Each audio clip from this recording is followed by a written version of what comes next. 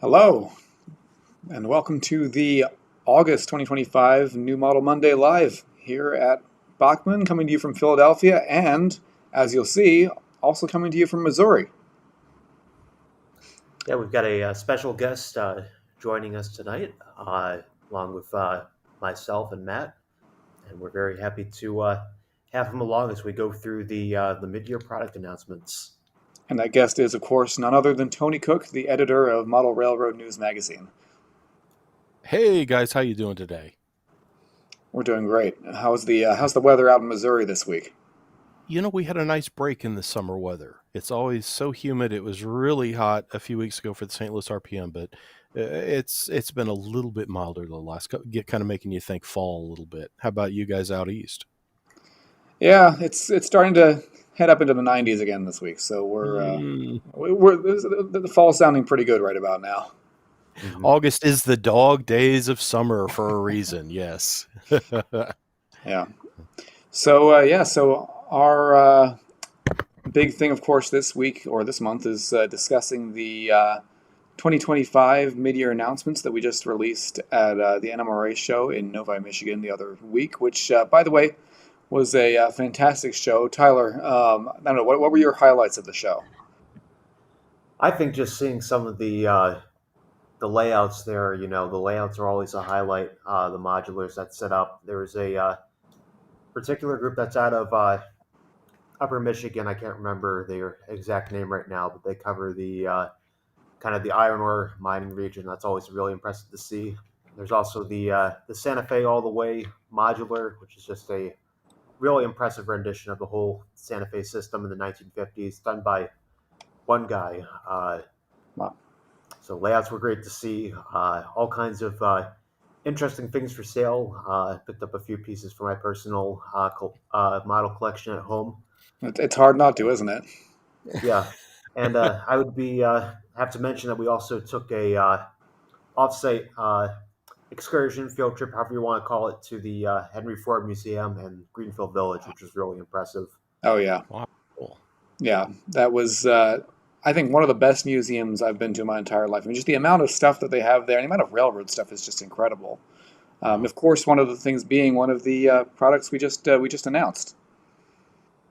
Yeah, that's right. I guess we'll lead right off on that on the new announcements. It's not the newest model, or it's not the first one in the announcement brochure, but we'll skip ahead a little bit. And we'll show off the return of the DeWitt Clinton.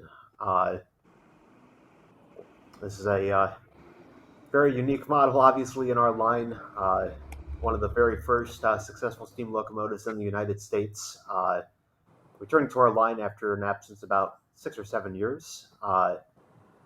And of course, we've made some improvements to it as part of that. Primarily, we've put a brand new motor in the tender here, which is smaller in size. Previously, you had the drive shaft and some of the other mechanisms sticking out of the tender chassis here, and with smaller motor that's been reduced to improve the appearance. It's also a much quieter running motor. I'll give you a nice close up here. You'll see the locomotive itself, which is non-powered. It just gets pushed along And, by and, the, the power tender here. and the reason for that being, of course, is that it would be humanly impossible to put a motor that would actually be functional in a boiler of that diameter. Yeah, it's Wow. very very tiny boiler on this locomotive, but as you can see, you've got the separately applied metal piping, your little 19th century engineer figure there. And of course, the DeWitt Clinton comes not just with the locomotive, but it is a complete set. We've got the three individual passenger cars here, which all connect to each other by drawbar. You can see here they are basically just horse-drawn carriages on wagon wheels. They're very primitive. Got your luggage racks on the top, the curtains to pull down over the windows to keep the smoke out. So they're very quaint looking. And here's the locomotive and the tender together. So the set comes with the locomotive, the 3 carriages, and it comes with a oval of nickel silver easy track and the speed controller. You'll also Uh, see the other difference besides the motor is we've got a little bit of a refreshed paint job on these cars with some brighter paint colors, some more crisp lettering compared to when we last made these, starting in the 1980s through the 2010s. right, and So the that can be that goes down to just the improvements in technology, over the years. Now the fidelity and the sharpness you can get on the paint is just incredible. mhm.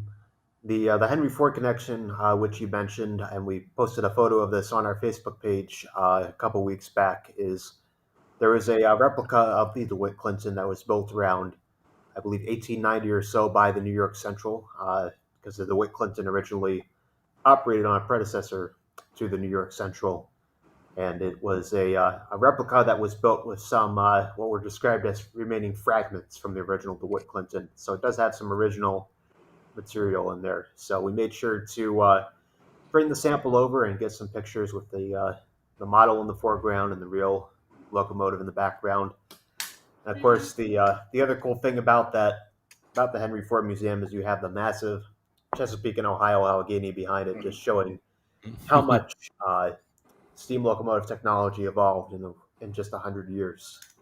Yeah, and one of the things that struck me, as you walk up to the DeWitt Clinton, you're not, at least I wasn't prepared for just how small it is in reality, and not just because it has the Allegheny next to it, but because it's barely the height of a like an SUV. It's not something you expect to see on standard gauge rails.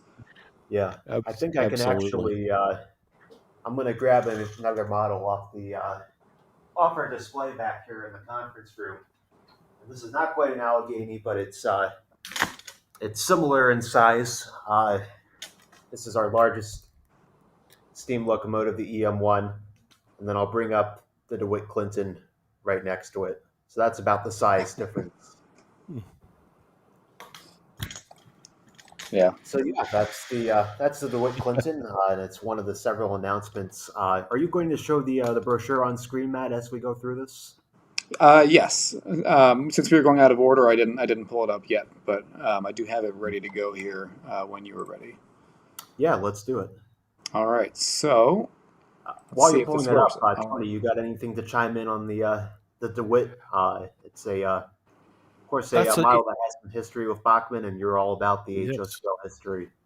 Absolutely, yes. I remember when those came out in like the mid '80s. I think that's Bachmann's '84 or '5 catalog.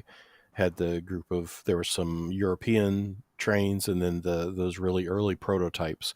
And as you say, that's the fascinating thing. When you see those, it's almost like, well, this isn't HO, is it? And it's like, Right. yeah, that's HO. That's all the bigger it's like, wow, because yeah, it is kind of mind blowing, but Our very cool. photographer actually, who takes our set photography for the catalog, had that exact reaction.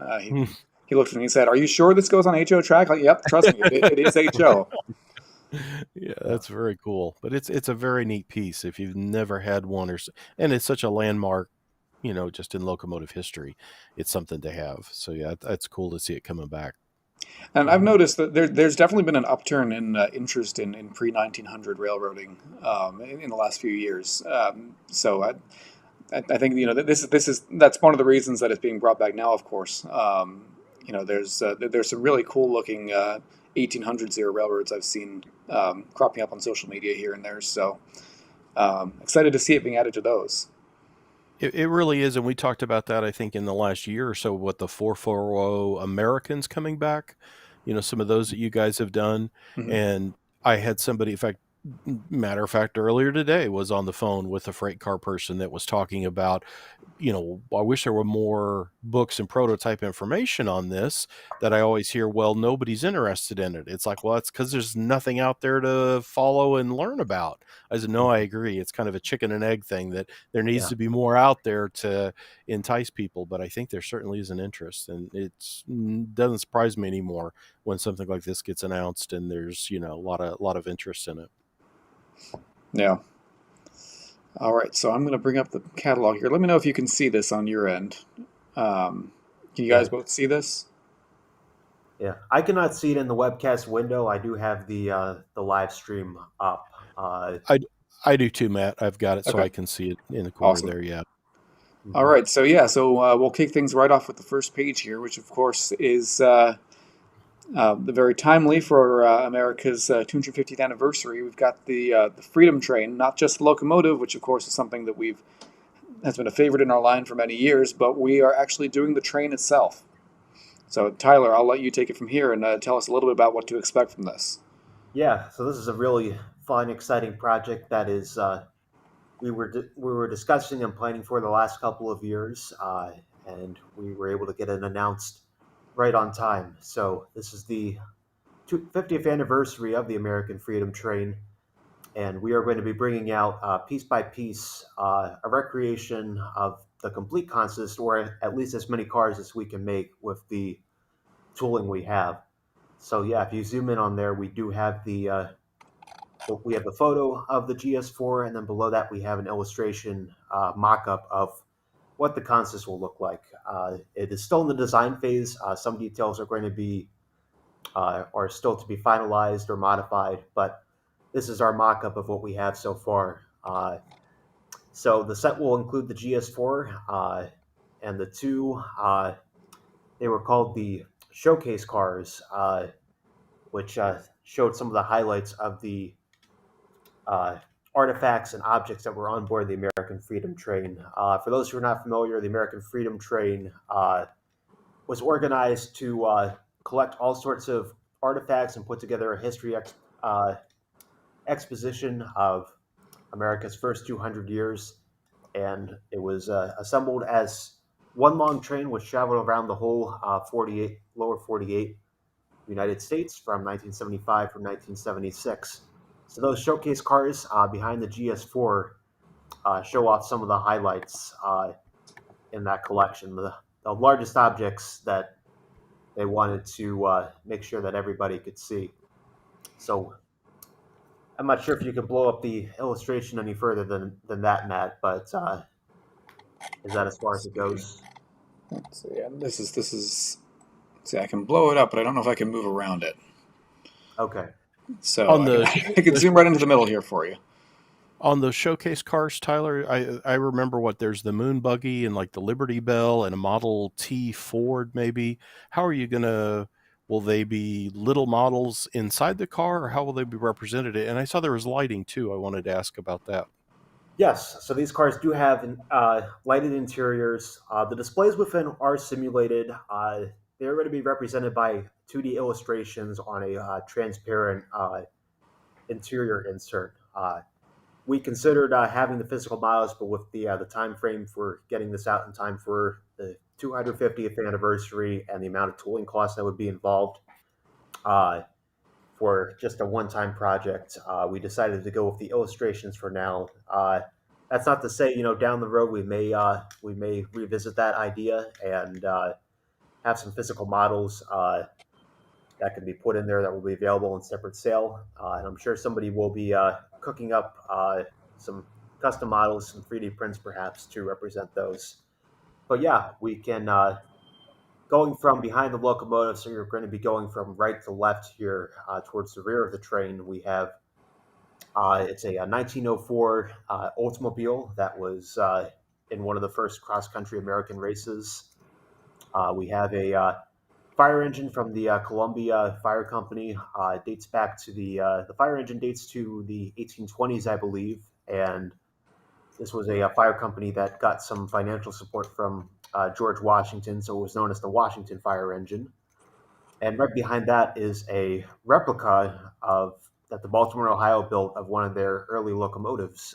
It was called the Arabian, and it was originally on display in the B&O Railroad Museum when it opened. It was loaned out to the American Freedom Train.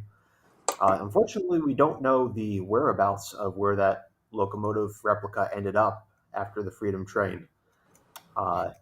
But we were fortunate to have some good photographs, and we could get a pretty accurate illustration to represent that locomotive.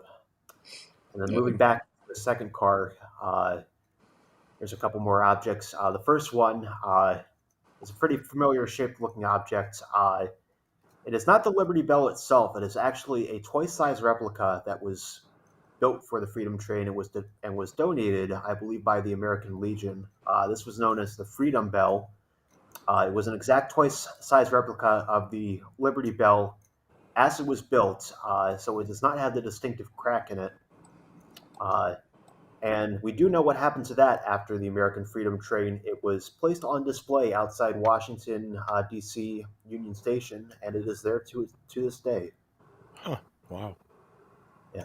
In the center, it's a little bit hard to see there in the illustration, but it is a large 3D map that had illuminated light bulbs that displayed the route of the American Freedom Train for both 1975 and 1976. And the last one there is the moon buggy. I believe it was a test unit for one of the Apollo missions that Tony mentioned. So we've got all six of those represented as illustrations on a transparent interior piece, as I mentioned. The car will have the large exterior windows. We're tooling up a new body shell for that. There's descriptive placards, which will have legible text describing what each of those objects were. And they will have interior illumination.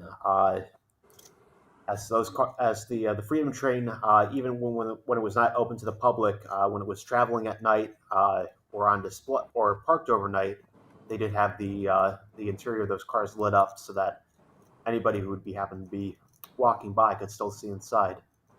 And it's all topped off by or finished off by the heavyweight observation car, which you see there. That was car number 205, which was known as the press car and had facilities for any reporters who were traveling with or filing stories on the Freedom Train while it was on display. So that covers the consist. I think it's a nice way to get this Freedom Train consist started with the two very distinctive exhibit cars, the showcase cars. They will be available only in this set, as will the observation car. So you've got the beginning and the end of the train. And it also includes a large oval of easy track and speed controller. And we're also doing something special for this. We're only making 1,000 of the starter sets. It's a limited edition. It'll come with a collector's card, which is individually numbered with the production number for that set, which is something we last did back in 2019 for the Transcontinental commemorative set. So should be that's some action out here on Erie Avenue in Philadelphia today. That's my Tyler. That's my collector alert thing. There's only going to be 1,000 of these sets. Exactly. So that is the siren that goes off in my head when I look at that and go, oh, well, yes, I already saw that there's only 1,000, and that is what I heard too with the siren. Yeah. Yeah.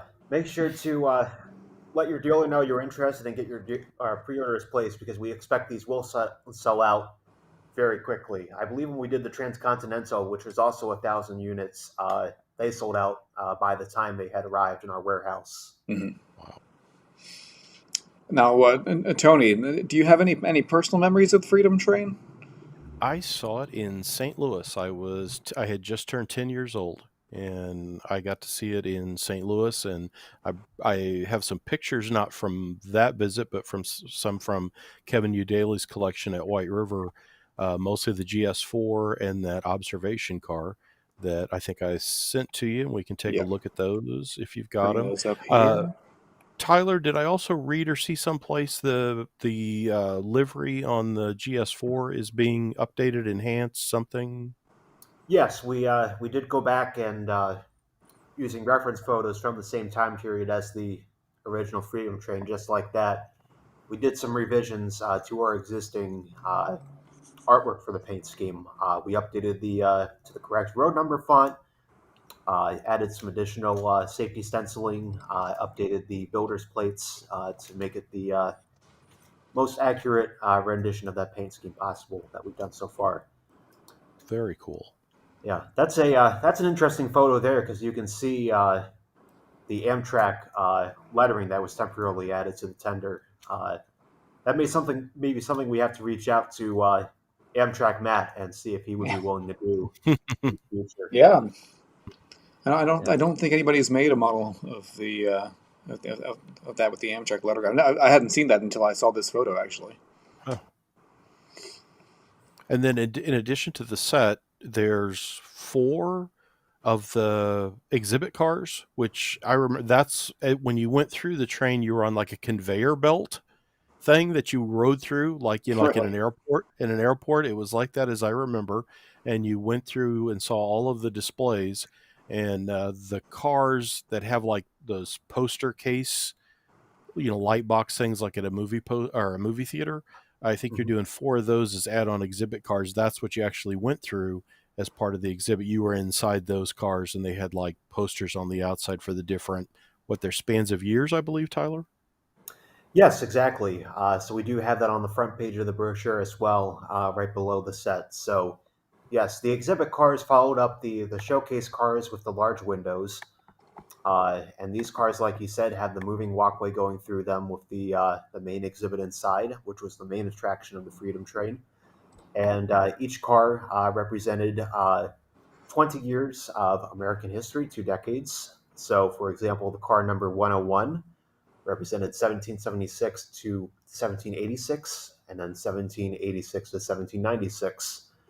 Uh, Now, inside the contents of the car would be a little more varied. I believe there was they didn't go by the years as much as there were topics like military history, sports, pop culture, but they did stick to the decade theming for the artwork on the outside. For example, on the car 101, in those 2 picture frames, they have George Washington on the left with the green background, and Thomas Jefferson on the right with the kind of orange peach background.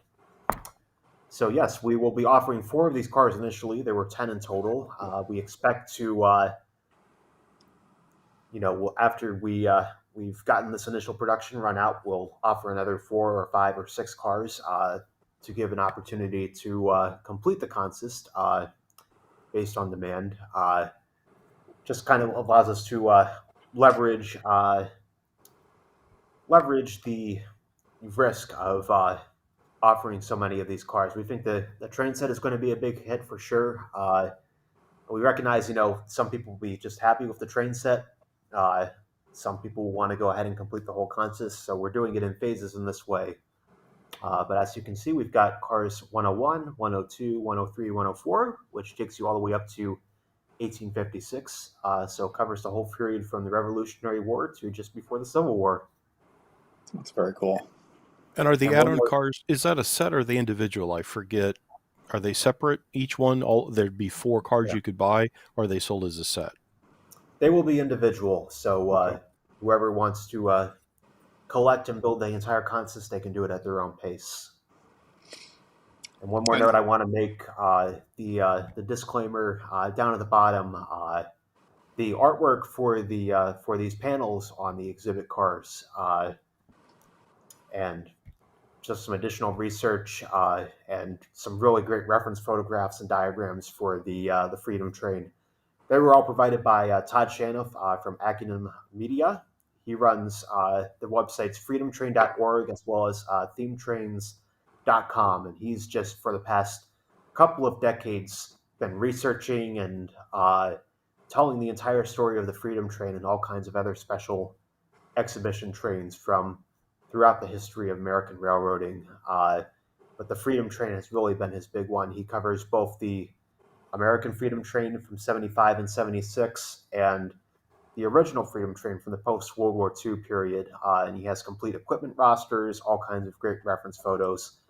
And he had recreated the artwork for these exhibit cars in the panels and the shadow boxes. He was gracious enough to license that artwork to us. As he, these are really, it's hard to see from this picture of the brochure, but these are really detailed and unique collages that were used for these shadow boxes. And Todd, I think, did a spot-on job based on the reference photos out there of recreating them to exactly how they looked. So Todd was gracious enough to provide us from that and just general research on the Freedom Train, and we're very thankful for his help with this project. Another cool aspect of these cars is they're going to have lighting too, but obviously not the traditional interior lighting that you would have in a passenger car with windows. But the displays will be lighted as they were on the actual train. Mm-hmm. So that is the Freedom Train. Let's move to the next page here. And we're really zoomed in on this end. So give me 1 second. All right. Let's see. All right. Well, you got part of the scene here. Zoom out. There we go. All right. So the moving from we kind of moved all over the map in terms of time periods here, but starting in the 1830s and then into the 1970s, and now we're going to go back to well, I guess you could say a mixture of eras with the much anticipated return of the Shay. Yeah, absolutely. So this is one of our other big announcements for this year. I mean, they're all great announcements, but this one especially, as a Spectrum quality model, it's making its return for the first time in 15 years, and that is the 80-ton three-truck Shay. Compared to the first run, we're making a lot of upgrades. The most important of which is changing over the drive shaft and gears and other components of the drivetrain to metal gears and components for improved reliability. It's a beautiful looking model. The operates just like the real Shay. So I'll show you the close-up let me view bring of you onto the screen here for a second. There we go. the iconic articulated gear mechanism there on the side. With metal gears, everything will operate just as it should, and will have a very long, reliable life. This one I'm showing here is from the previous production run. As I mentioned, it will have the metal gears on the final version. I'll pull back a little bit so you can see the entire locomotive. This is the painted unlettered wood cab version, which is on the bottom of the page that Matt was just showing you. This particular prototype is based on the preserved Cast Scenic Railroad Number 5, which is another paint scheme we're offering. We're also offering the Clear Lake Lumber Company, which was based in the Northwest. And, my personal favorite, it's a very unique paint scheme unlike anything else that we've done, and really has, very few, there's very few red steam locomotives in particular, but we've got the red Shay of the Pickering Lumber Company, which we're really excited about. It's something that I found very interesting about that is it wore that paint scheme, and there's documented photos of it wearing that paint scheme in preservation in California in the 60s and 70s, I believe. Knowing how tourist railroads at that time they tended to paint their locomotives in very gaudy paint schemes. I did wonder whether it was just one of those things where they decided, let's just make the locomotive red, let's go crazy.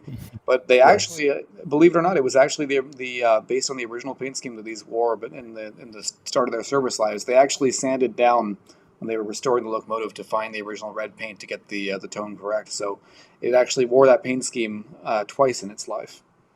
Wow. Yeah, that's correct. That locomotive is on display today at the Niles Canyon Railway, and the actual original story of why it was painted red when the Pickering was first rostering it was that there was another nearby logging railroad, I believe it was Narrow Gauge, in the same area, and the Pickering decided to paint all their locomotives red so that in case there was a forest fire started by a locomotive from the other railroad, they could say, no, it wasn't ours. It was the black painted locomotives. It was our red locomotives weren't involved in that one. Wow. Yeah. It's amazingly eye-catching. I've already gotten a couple of emails with people. Is that red one real? That is really awesome. I'd like it, but is it real? And yeah, there's the story. It's 100% real. So yeah, like I mentioned, we've got some returning paint schemes, some new paint schemes, the metal gears and drive shaft, and also for the first time, the Shay will be available with Soundtrack Tsunami 2 pre-installed. We did offer these locomotives in the past with the original version of Tsunami, so this will be an upgrade to the latest version with all the new features that Soundtracks has put into the Tsunami 2 decoder. It's also worth mentioning there's beyond the cab and tender style. There's other differences between the models too. You'll see the placement of the whistle and the stack type. So it's just all around a really beautiful detailed model, and whichever version you get is going to be unique from any of the others. Yeah, it absolutely is. It's I think one of the finest locomotives we've ever met. Definitely fitting of the Spectrum title. Yep, absolutely.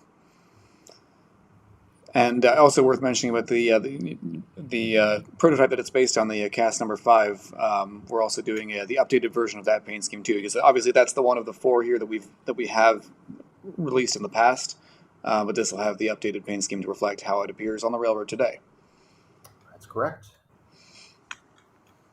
So we're going to move right to the absolute present, and maybe even a little bit into the future with this next one here. Yeah, That the is future is now. yeah, it is, yeah. That is the latest addition to the Charger range, our very popular Siemens Charger range in HO scale, which is this is the SC42DM, standing for dual mode Charger, which is currently in testing with the Metro North Railroad for operation on their New York suburban lines, and it's also, I believe, coming to the Long Island Railroad as well. That is correct. They will be going to the Long Island Railroad. I believe Amtrak is also placing an order for Empire service.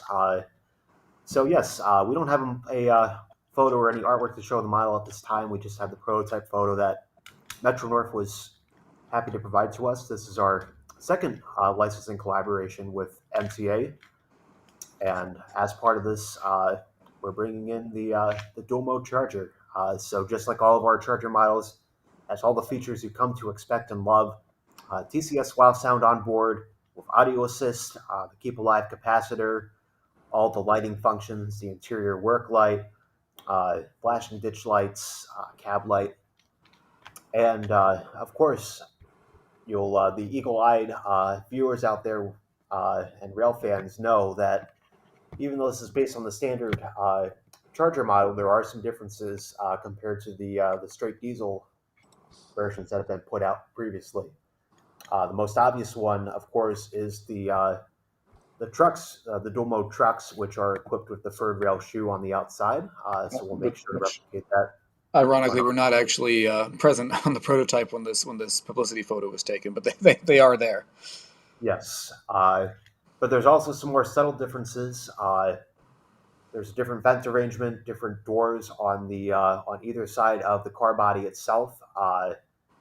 There's larger batteries which are inside the car body as opposed to the external battery boxes behind the rear truck, so those will be omitted on the model as well. And it, of course, has the ALC42 style nose on the front. So we are making sure to invest in all those tooling updates to rather than just slapping the nose on it and a different truck. We're making all the changes necessary to make sure those are as accurate to the prototype as possible.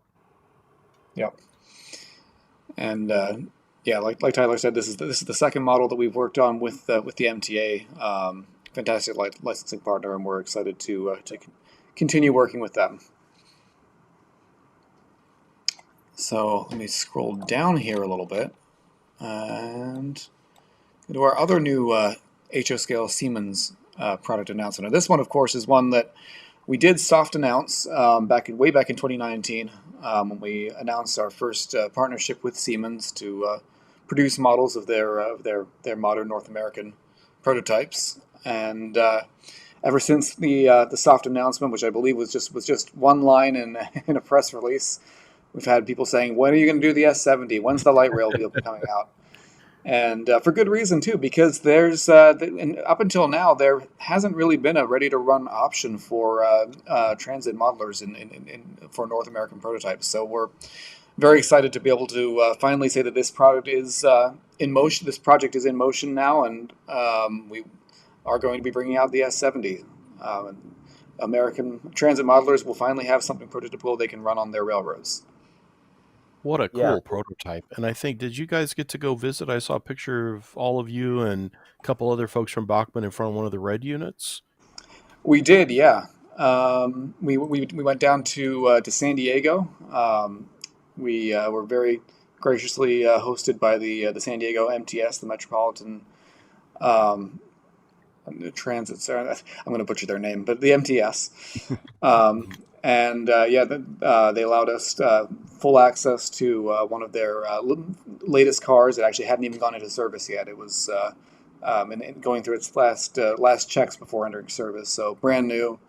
We were able to get measurements up close, all the photos we needed for both artwork and for design purposes, and yeah, really fantastic. And of course, we also have had this long-standing relationship with Siemens for 6 years now, so they've been very helpful in assisting us as well.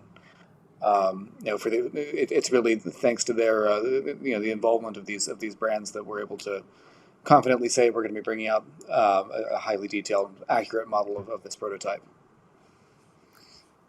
Yeah. Tyler, what else is it going to have? Has it got interior DCC? I mean, when you think of these, they're such an odd piece in a way because there's so much window.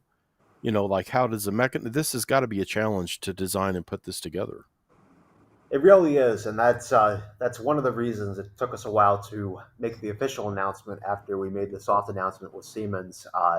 The other reason for that is at the time we made that announcement in 2019 that we were going to be having this licensing agreement with Siemens. The plan was to do 3 models, to do the Charger locomotive, and at the time there was just the SC44, the single level passenger car, which became the Siemens Venture series, and the S70 was the third part of that. And we were like, okay, we'll do the locomotive first and the passenger car, then the S70 as our priority. And then more and more railroads got on board with the Charger platform and the Venture platform. And we kept finding out, oh, there's a new variation of the Charger to do. There's a new variation of the Venture car to do. So we wanted to prioritize those because the SC44 was such a big hit when it first came out. And we wanted to make sure we could do the ALC42, the SCV42, the VIA version, all the variations.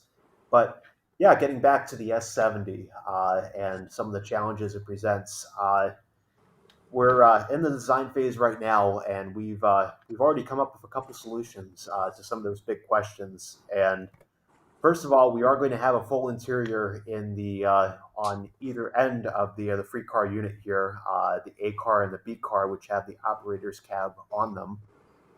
Those will have full interiors and interior lighting, and then we are designing it to place the motor and the power truck in the center unit, the seat car.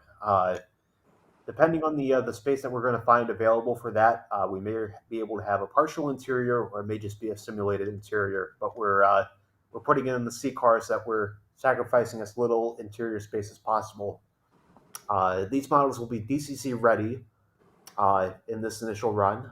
We will certainly look into DCC and DCC sound version down the road.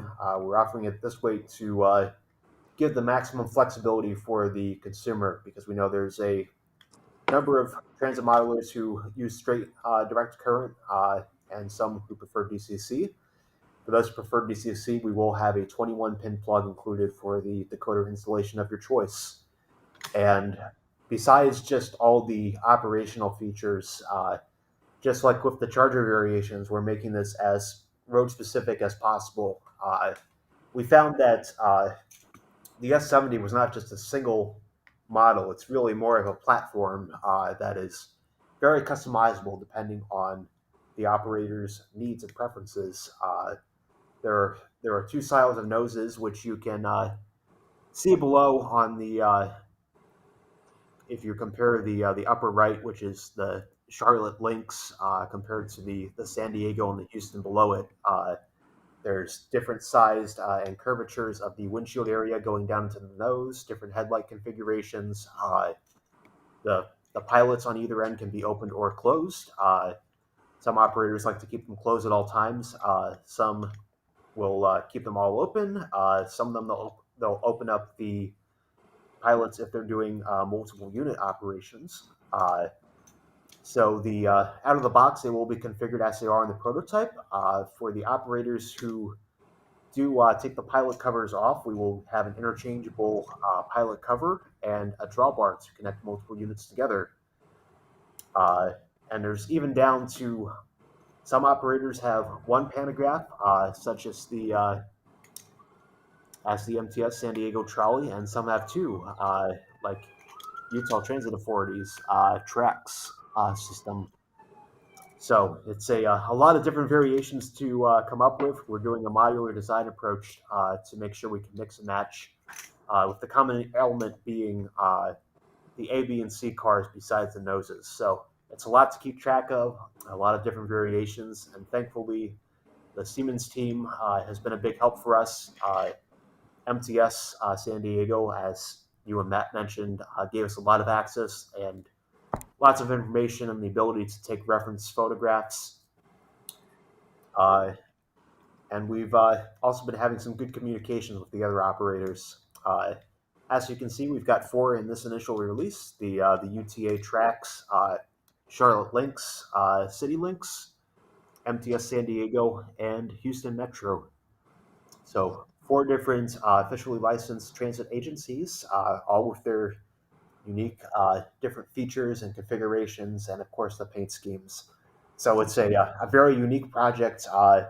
First time for Bachmann really doing anything like this, and almost a first in the industry as far as a modern light rail vehicle. So we're very excited for how it's coming along, and for the transit modelers who've been waiting since 2019, we promise you it'll be worth the wait. Absolutely, it will. Yeah, and like you said, a great selection. We tried to make sure that we'd have a good representation of where these operate from across the country. So you've got the West Coast, you've got the Mountain Time Zone, you've got Texas, and you've got the East Coast there as well. So a nice spread. And I like how you consider just Texas as a whole region. I mean, it kind of is. It really is. Yep. But yeah, so we're very excited about these. And Tony, as somebody who's been into model collecting, I think you can correct us on if we're wrong, but I think the only other fairly modern example of a U.S. Light rail vehicle would be the Boeing Vertal that was made a number of years ago. I mean, it is a very uncommon, but becoming, as Tyler said, and I think you mentioned, I think it's more and more popular. People see these every day. That was always one of the lures of railroading, was it was something that people were connected with and saw all the time. And these light rail things, like we have one in Kansas City, that one that you're making is a Houston one. I've seen it in operation down in Texas. And so, yeah, I think those are really neat, because that is that connection that a lot of people have of, I'd like to have a model of that because I ride that to work every day, or, we've seen that in the city we live in. So it's a neat thing a neat category or segment of prototypes that is getting more attention. It really is. All right.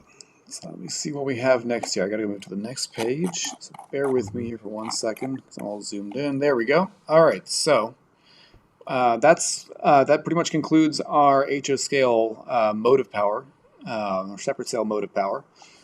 We're going to move into rolling stock now. We've got a couple of announcements that are tied into an announcement that we made last year, which is or at the beginning of this year, which is the McKinley Explorer and Denali Express. Or I guess that was the NMRA last year.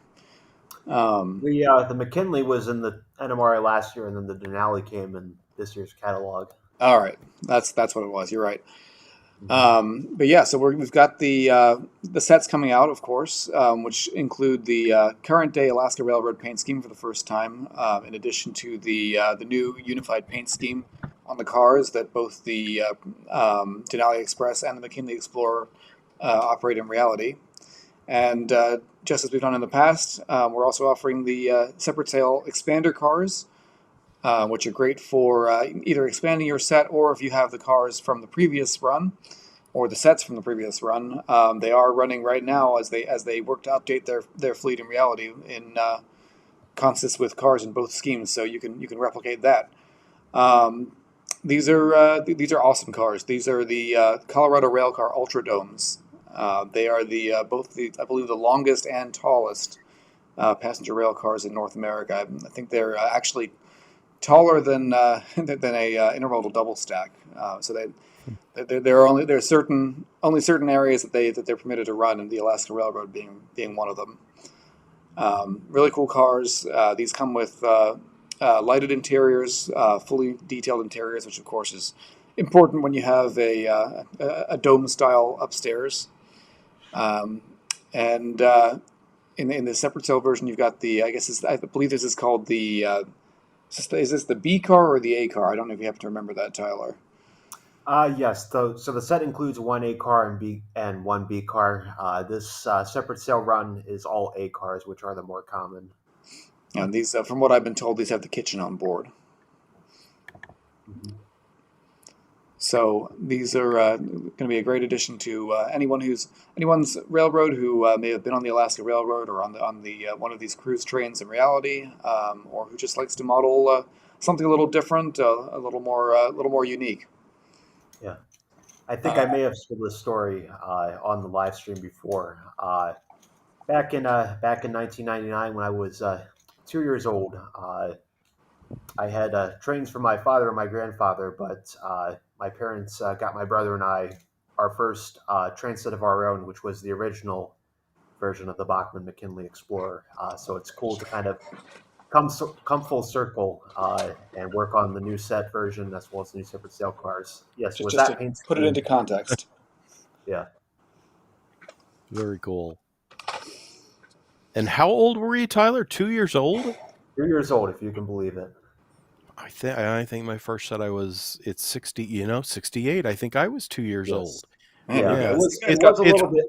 It was it's a one little of bit those- early. It kind of ended up becoming Dad's toy more than my brother. I was and going to at that say, point. yeah, the pictures of me, I'm a little kid in Dad's lap while he's like holding the F unit. So, yeah, I think it was a toy more for our dads, but it's cool. Yeah. I didn't get my first train until I was 5. So you guys are lucky. You got started early. Oh. But yeah. So also in our rolling stock announcements, we have another returning car to our line with some paint schemes we've never done before. This is the 50-foot sliding door box car. We've had this, it's been out of our line for a couple of years now, and we figured it was time to bring it back. And we're bringing it back in a new series of, I'm going to zoom in on it here, of U.S. savings bonds paint schemes. This was something that happened in the late 60s to early 70s. Tyler, you did a lot of the research on these cars, so I'm going to hand the backstory over to you. But very cool looking cars, and I think it'll be a welcome return to the line. Yeah, absolutely. Yes, these cars date back to the 1960s through the 70s for the most part. The one outlier is the Conrail car in the top center there, which I believe was repainted in 1986. But yeah, it was just at a time where I think it was just a program by the various railroad managements to instill some patriotism and boost the U.S. savings bond program. So you can see we've got 5 different paint schemes in this release. You've got the Richmond, Fredericksburg, and Potomac leading it off. Just kind of a fitting, with the this announcement will kind of also ties in with the patriotic theming with the America 250th anniversary coming up. And then you've got the RFMP, which of course served Washington, D.C. The Conrail car, which I mentioned, was the one of the later cars, which was painted in the mid 1980s. A little hard to see on the illustration, but we'll make sure to show off photos when the sample comes in of the very tiny stars that adorn the door of that car, and added a nice patriotic flair to an otherwise typical brown Conrail box car. And as you found, they were not the same on both sides. Is that right? They were not. Yeah, it seems like they were just applied, at random.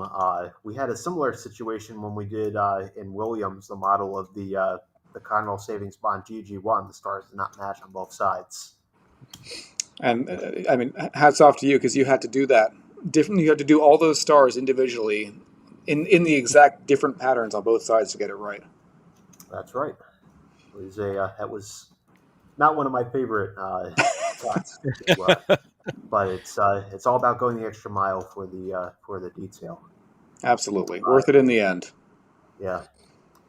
One thing I forgot to mention with the RF&P car, I do want to shout out the Richmond, Fredericksburg, and Potomac Historical Society, which helps provide some additional archive photographs of that car to help with the paint scheme on that car as well. They were a big help for that.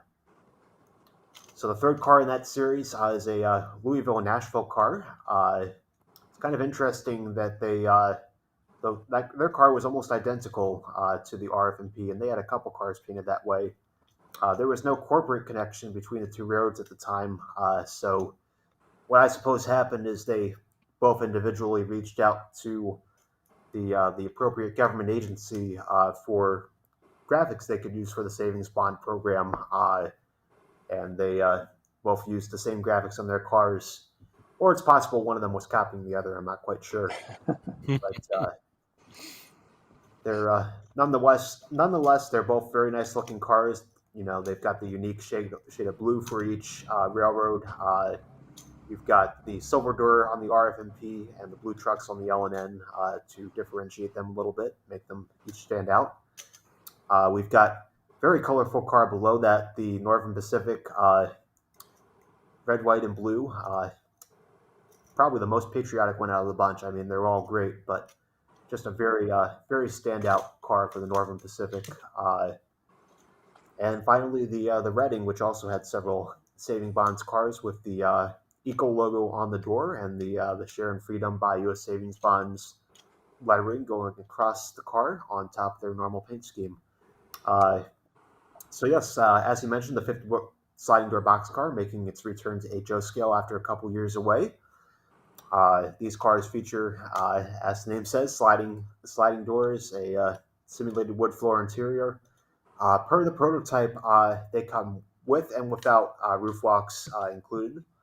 These cars would have been built primarily in the 1950s when roof walks were still built on boxcars, and after they were outlawed beginning in the 1970s, railroads would remove the roof walks or just not equip them on new builds. So out of these cars, the Richmond, Fredericksburg, and Potomac does have the roof walk. All the other road names do not, as appropriate for the prototype. Wow. That Northern Pacific one is it's just so cool looking. I think that Isn't that awesome? Gonna be a hit. Yeah. I love it when railroads paint the trucks. It just adds another element to the car. I agree, Matt. Yeah, that makes a standout. You say the L&N has got blue trucks? It does, yeah. Oh, And then it very looks cool. like the Northern Pacific. I think, does that have red trucks? That's correct, yeah. Very cool. Okay. And you Not can't that I really- wasn't going to buy him anyway, but yeah, it's like, okay, yeah, very cool. The Reading one also. I mean, unfortunately with the compression of the photography here, you can't really see it. But it's got the eagle graphic looks really nice in the middle as well. With the is that the stars and stripes it has on it? It's got the bald eagle graphic with the stars and stripes within the eagle graphic. If you folks Very cool. actually go to our web store, shop.bachmanntrains.com, we actually have some high resolution illustrations for each individual car and everything in this brochure. They have already been uploaded to the website. They're of course coming soon, but we do have the artwork up there in full resolution, so you can see it in full size and appreciate it. So we talked about this one already, but just show off the photo there for a second. There's the DeWitt Clinton. Yep, as you mentioned, the photographer who took that couldn't believe it was HO scale. Yeah, it does look kind of funny. You know, our easy track roadbed is of course designed to emulate the correct ride height for a mainline railroad, and obviously, you know, I don't think the railroad it ran on was probably built to that degree of precision back in those days. So Probably not. Yeah, it does look like very serious track for that. but great running track, and for a train set, especially, it's you can run it on any surface. So it's even for a small train like this, it has its purpose. Let's move down here to the Golden Spike electric train set. This is one that we're excited to bring out as a new addition to our standard train set range. One of my favorite things about us as a manufacturer is we produce everything for every age of the modeler, every scope of the modeler. In this brochure, you've got the Shays, which are about as highly detailed as you can get, and then you've got the entry level sets too. So we like to say that we take care of the modeler throughout their whole modeling career. This is a new addition to our entry level sets. It's a homage to the Union Pacific with the name Golden Spike, of course. And there are a few things about this that are a little bit different to the photo here, which I'll let Tyler explain. Yes, so the photo here is more or less representing the set, and it's as it will appear for production. One thing we did change with the F7 locomotive there is the production version will have a non-functional but simulated secondary headlight, Mars light. We had a additional body shell that we haven't used in a while, but we used back in the day for a couple of sets that had the second headlight there. So we'll be changing that for production to make it as accurate to the prototype as possible. I do actually happen to have a shell from a different railroad, but that just to show you an example of that there. Yeah. There you have it. And 3 additional free very colorful freight cars. Got a little red, white, and blue there as well with the State of Maine car. And a classic Union Pacific caboose bringing up the rear. It's kind of become an unintentionally kind of topical set where, the Golden Spike commemorated the first transcontinental railroad, and now Union Pacific is looking to create another one that goes east to west, all the way east coast to west coast. So depending on how their merger with Norfolk Southern shakes out and gets approved, we may see them become truly transcontinental. Yeah, wow. It may end up being very timely. All right, so let's move to the next page here. All right. Yeah. So we know some of you have been waiting for this all of last night, all night, I should say. Matt will be discussing some of this tomorrow on Trainwell's new Thomas Tuesday stream as well, but we'll talk about it here as well. Yep. So we've got a couple of new additions for our Thomas and Friends HO scale line, or HO/00 scale for British modelers. One of them is Flying Scotsman right here. We know this was quite a surprise to a lot of the Thomas fans out there, in a good way, which of course we're always happy to deliver a good surprise. And it's just like our other Thomas and Friends products. It's going to have the moving eyes. It's going to have all the detail you see in the. Obviously, this is an actual official CGI render. This is not the model itself, but it'll emulate it, as best as possible. And a lot of questions that we had about this are: will you be including both tenders together? And the answer is yes, and they will be tooled differently as appropriate to the appearance on the show. So it's going to be a hefty model, but it's gonna be one that's gonna definitely make an impact on your railroad. Mm-hmm. Yeah, Flying Scotsman, of course, one of the most famous locomotives in the world. Definitely the most famous in the UK, and of course made it into Thomas and Friends, where he is the brother of Gordon. And I'm seeing a couple questions in the chat here, and I'll kind of tackle them here. Matt, if you want to jump in on anything. We don't have a price for Flying Scotsman yet. We'll hopefully have that in the next couple of months, and he'll be available for pre-order once we have that price. He'll be packaged in a blister package, as with the rest of our line of Thomas and Friends locomotives. And in terms of detail-wise, 90% sure it'll be in a blister package. Yes, we're gonna have to do some reconfiguring because it's longer than anything we've ever made before with the second tender. Yes. So We'll see, but most likely. Yes. And he is going to be based, of course, on the Thomas and Friends CGI render that you see here on the page. So there will be certain details like the six-wheel tender that will be reflected on the HL model. We are I mentioned he's related to Gordon, and we are reusing some assets from the Gordon model, namely the chassis for the engine and the tender, but the body shell and everything else will be brand new tooling. Correct. Yes. And then I'll move down here to the bottom half of the page. We also have a new addition, or somewhat of a returning product, which is the Knapford Station. Which this is something that that people have been waiting for a long time. It's been out of the line for a while, and this time we made a few modifications to it to make it more accurate to the how it appeared in the CGI era.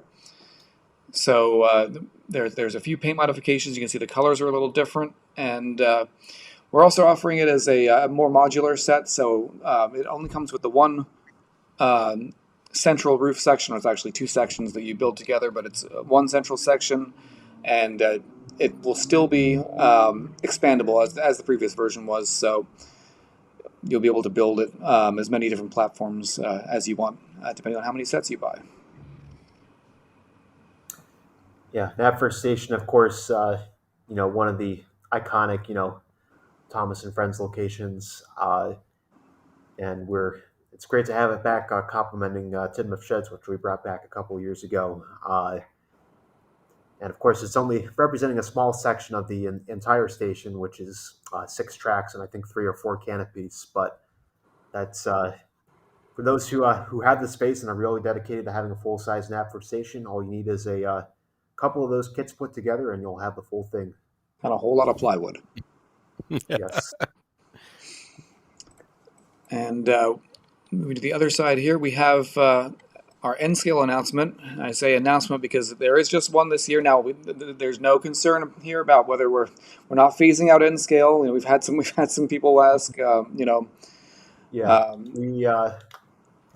All the projects, or the majority of the projects that we had ready to announce, just happened to be HO scale. But we looked at that and we were like, well, it can't all just be HO scale. We got to give something for the N scale guys. So we said, let's give them something that we haven't even done in HO scale yet to make it special. Exactly. And that, of course, is the Amfleet in Amtrak's brand new Phase 7 paint scheme, which has only been rolled out on the prototype Amfleet cars for, about 2 or 3 months now. Wow. And they're becoming more and more common, at least here on the Northeast Corridor. I don't know if they've made it out as far as Kansas City yet. But it seems like the trains that don't have a car with this paint scheme on them now are becoming few and far between. So they're rapidly applying them to the fleet, and it's a very different look. It's a unique modern take on the Amtrak color scheme, and we're excited to bring it to our N-scale line. So, this is our one N-scale announcement for this show, or for this brochure. But we of course will. We always have stuff in the pipeline, and we'll have plenty more again in the future. So, if this isn't exactly your era or what you're looking to model, not to worry. Wait, you guys just did show the venture cars in N-scale? We did, yeah. And those, I know there's a lot of excitement for those. Yeah, so those should be coming out this fall, I believe, is when they are supposed to ship. And we're really looking forward to those. And it's just another example of the other products we're making at N-scale right now.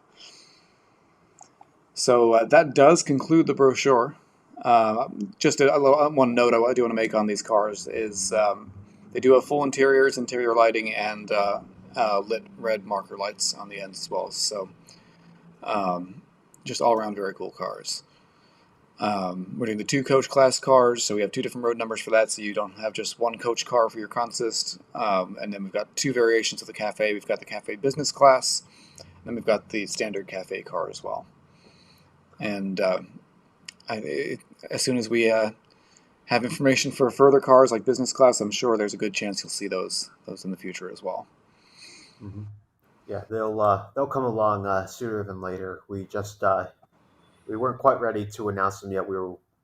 I think at the time we didn't have a road number. They hadn't actually rewrapped a business class car for Phase 7 yet, so we wanted to wait until we had that information before looking into adding that.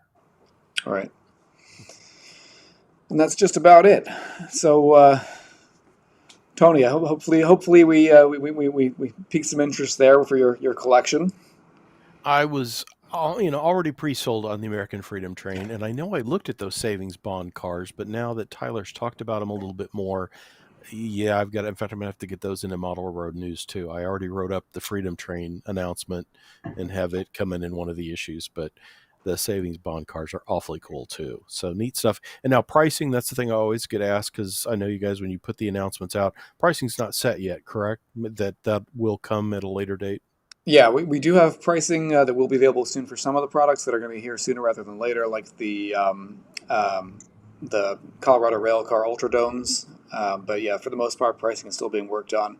This has been as everybody knows, this has been a funky year for pricing for everybody. So that's why it's not at the stage we'd usually be at this point. Exciting stuff, though. Always neat stuff. Look forward to, the big catalog announcement after the first of the year, and then now this mid-year one has become as much fun too. So awesome! I really appreciate you guys letting me tag along today and go through all the stuff with it. It's always fun. Yeah, of course, and of course, anybody out there who's been watching and is not a subscriber or a reader of Model Railroad News, definitely need to get your hands on it. It is the best way to keep up with what's going on in the hobby in print format. I don't think there's any magazine that covers the models as in depth as you guys do. I appreciate the comments there, Matt. I really do. Shop.whiteriverproductions.com. You can get more information on that. So yeah, please check it out. And that BL2. Did I buy every road name? I'm trying to remember now. I think I may still need one road name out of the bunch. I got to look at that again. But yeah. Awesome. Yeah, I like the title you have on that too. The face only a modeler can love. Yes. Yeah. Very cool. Very cool.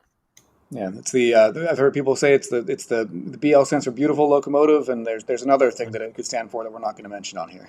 Yeah. Bad looking. Bad looking, yes, of course.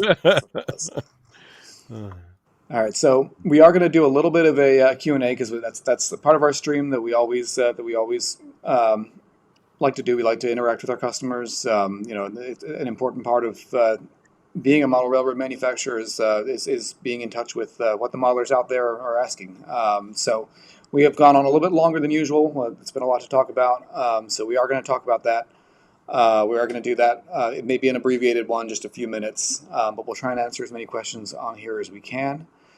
One thing I did want to bring up before that, though, briefly, is we did put out a teaser the other week or the other day of a little office project we have going on.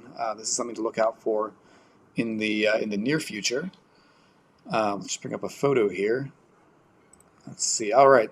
So we are in the process of building an in-house layout.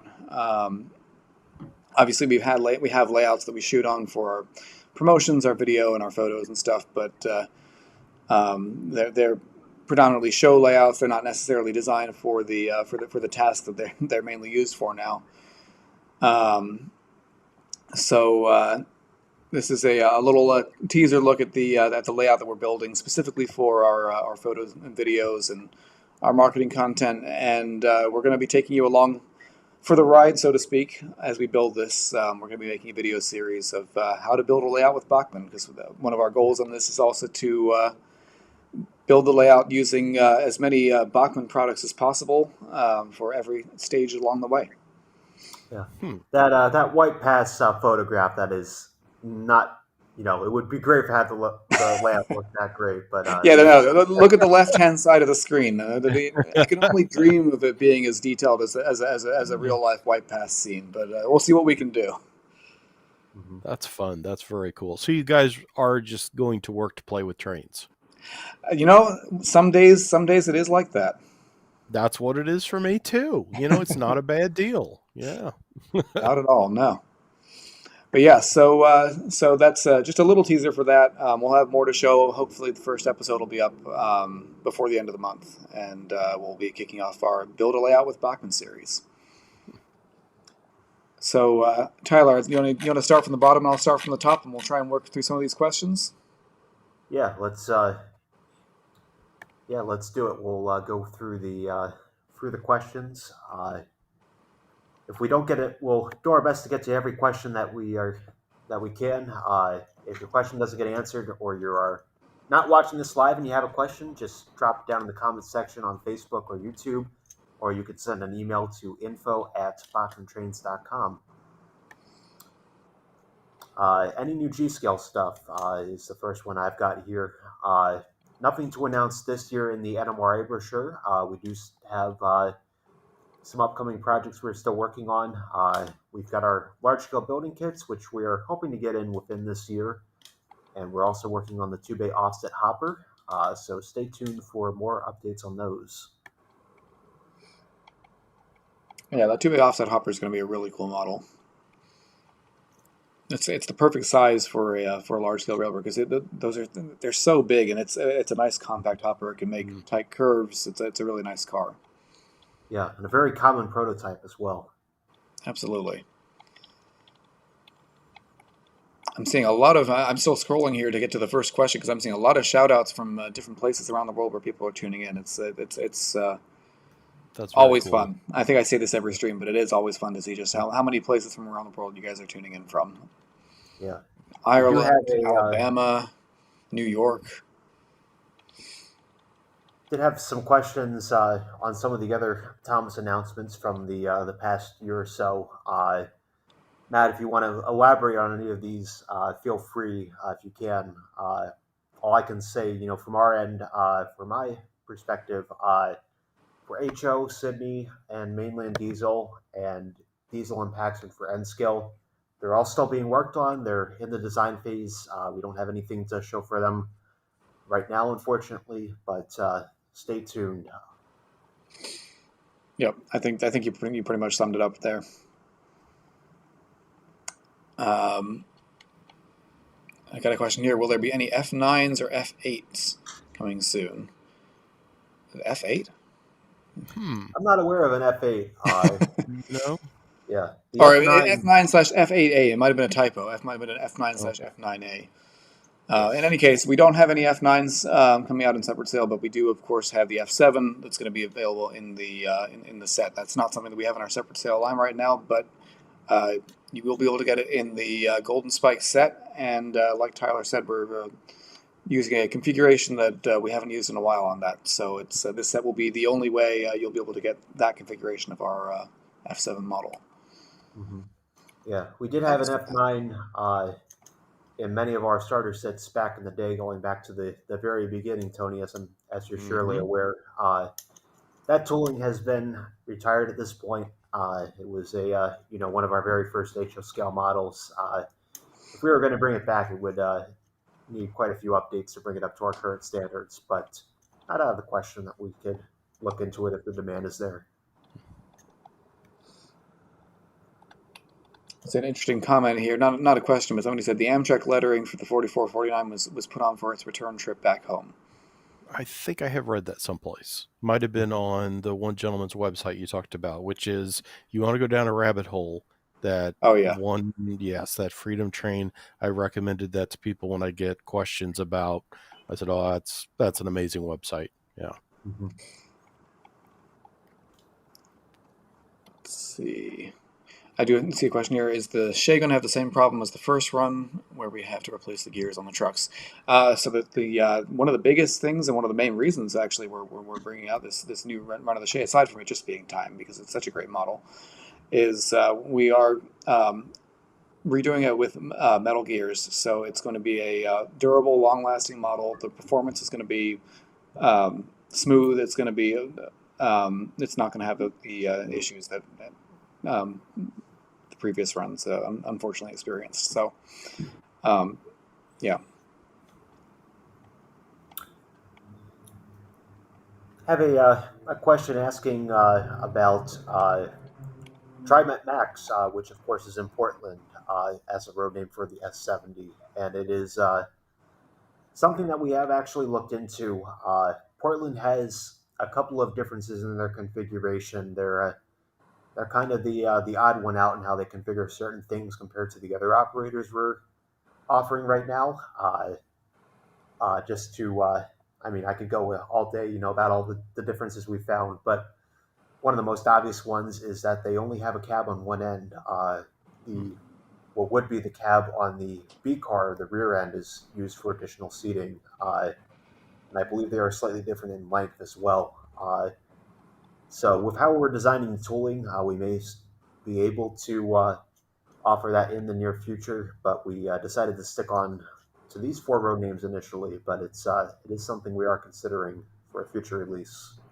Yeah, and TriMet does have a. They're currently rolling out a new paint scheme on their fleet, and I believe the version that our main body tooling would be most appropriate for has not been repainted in that or revinyled in that scheme yet. So it's a really cool looking paint scheme, and if we do it at some point, it would be preferable to do it in that scheme.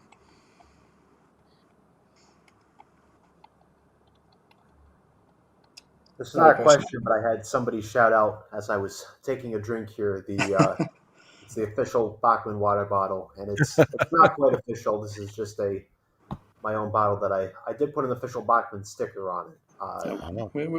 We are in no way affiliated with Awala. Yes. I will say we do have in case you weren't aware, we have an official Bachmann merchandise section on our website. At the moment, we've got a couple different baseball caps. We've got a Bachmann coffee mug and enamel lapel pins available with the Bachmann branding. If that's something, make sure to check those out if you haven't seen them already. And if you have any suggestions for Bachmann swag, like a water bottle, I can't promise it'll be in a wallet, but anything with the Bachmann branding on it, shoot us a comment or an email, and we'll keep that in mind because we do want to add some more merchandise.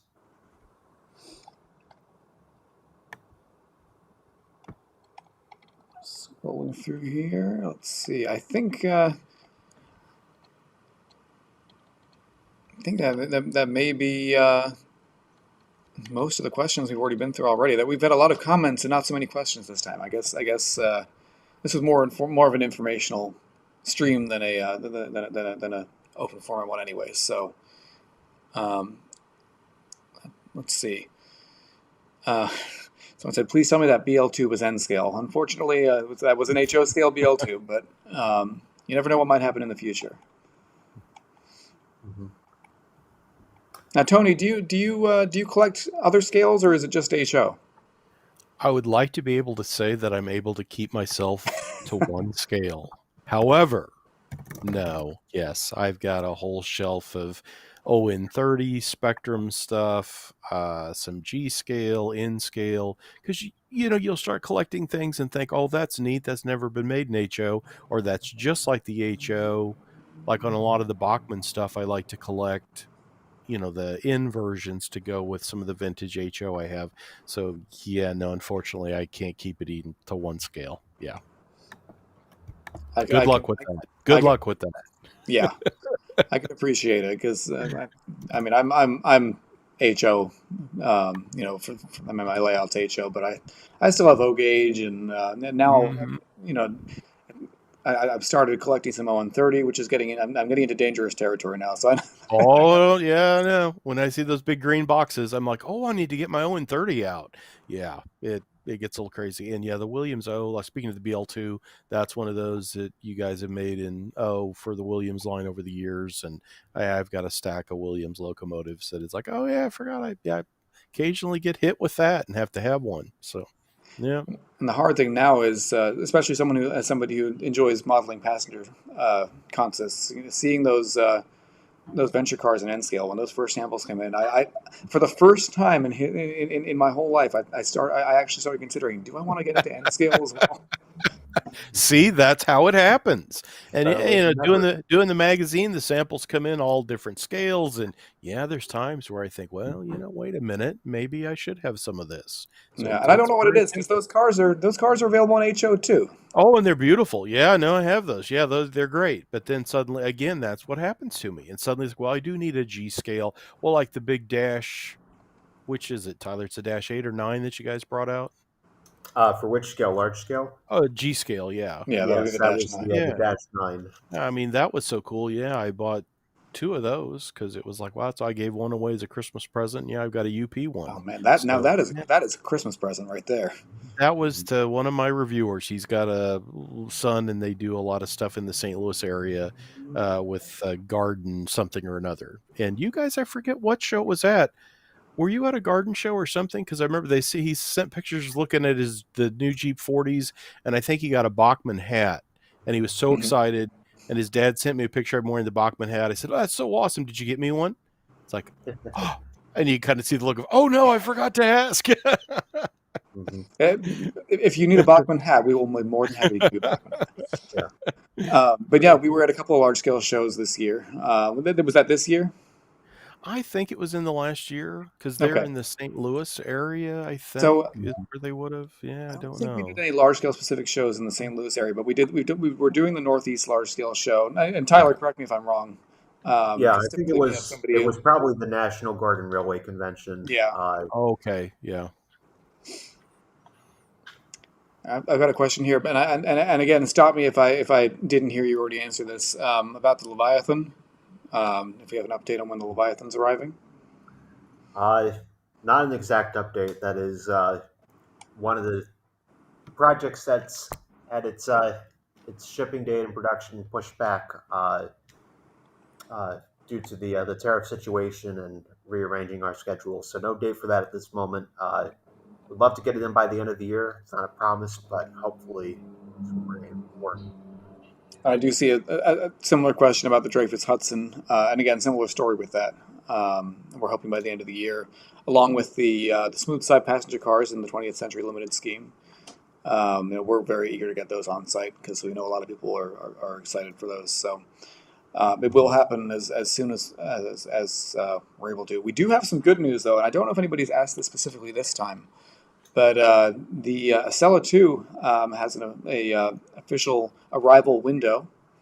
We're expecting to receive it into our warehouse for shipping out sometime mid to late September. So, and that is Oh, awesome. a final update on that. There should not be, unless something crazy happens. There should not be any delays beyond that. They are on the water. They're on the move, and they will be shipping to retailers by October. So we're very excited about that. Cool. Let's see. Got another question. Any more Amtrak projects in the works? Well, Amtrak, they certainly keep us busy with paint schemes and with up to date new locomotives and reality. So I think it's fair to say there's always something in the works. Yeah. I had a question about the minimum radius of the Shay. The initial run, nothing. This won't change with the current run, but our recommended minimum radius is 18-degree curves. You may be able to make it work on a tighter curve, depending on the elevation and the alignment, but you can test that at your own risk. 18 degrees, you won't have any problems for certain. Yeah, some of those narrow gauge, some of those logging railroads did have some quite sharp turns in reality. Mm-hmm.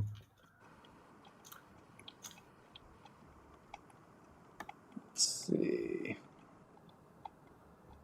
I have come to the end of the questions here, so I think now is probably a good time to wrap up. We've gone on for a little bit longer than usual, so thank you all for sticking with us, and hopefully it's been a good show. And hopefully you're as excited about what we're bringing out as we are, because and I know we are. And I think one of the cool things about these announcements this time that I really like, at least, is that there's just so much variety in era and in genre of railroad equipment. It's we got some cool stuff coming. Absolutely. So with that, we'll join you again next time. And Tony, it's been a pleasure having you on the show. You're welcome to come back on anytime, and I'll make sure we'll get you that Bachmann hat. Thanks a lot, Matt. I appreciate getting to spend time with you and Tyler. You guys are always a lot of fun talking trains with. Yeah, absolutely. Thank you, Tony. All right. I'll see you. Take care.